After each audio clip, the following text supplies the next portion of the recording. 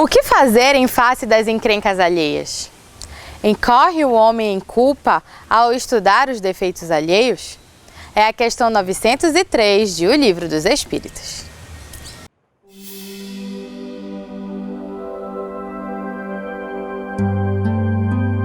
Espiritualidade em gotas. Incorrerá em grande culpa se o fizer, para os criticar e divulgar, porque será faltar com a caridade. E segue-se a resposta dos benfeitores espirituais a essa questão tão importante. Lidar com o ser humano é poder lidar consigo próprio. O outro é o espelho que se nos reflete. Se olharmos para o outro apenas para nos determos naquilo que ele apresenta, a nossa relação ficará empobrecida, posto que haverá uma tendência a um processo de julgamento, de censura, de condenação e às vezes até de linchamento do outro. Nós o fazemos assim, diariamente, através da fofoca.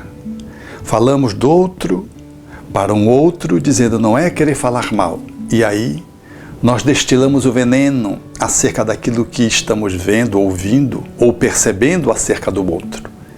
Isso é olhar para o outro e se deter no espelho apenas nas bordas, no design, sem poder se ver.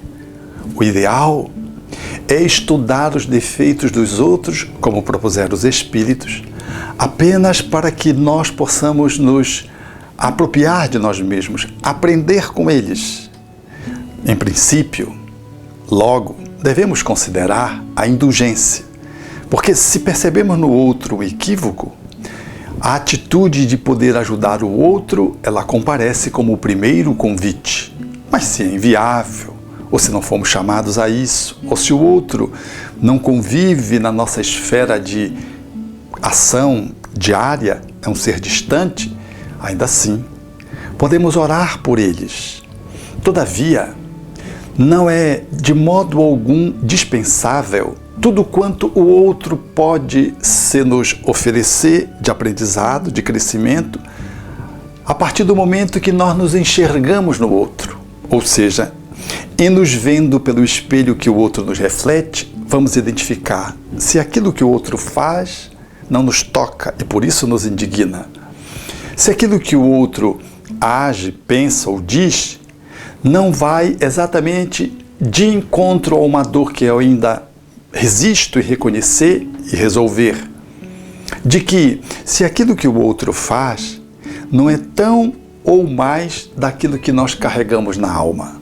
Portanto, ver o argueiro do outro, percebendo que a trave está na nossa percepção, era a proposição de Jesus, de transformar o outro em espelho para ver o quanto nós nos projetamos no outro, ou nós nos identificamos com o outro.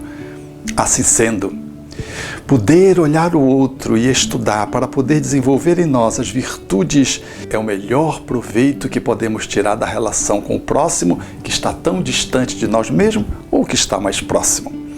Fazendo essa relação, a ajuda que podemos oferecer a ele, e sendo impossível valermos-nos de tudo quanto nós podemos nos aproveitar daquilo que ele nos ensina, é uma medida de excelência. Se ele é avaro, desenvolver em mim a generosidade.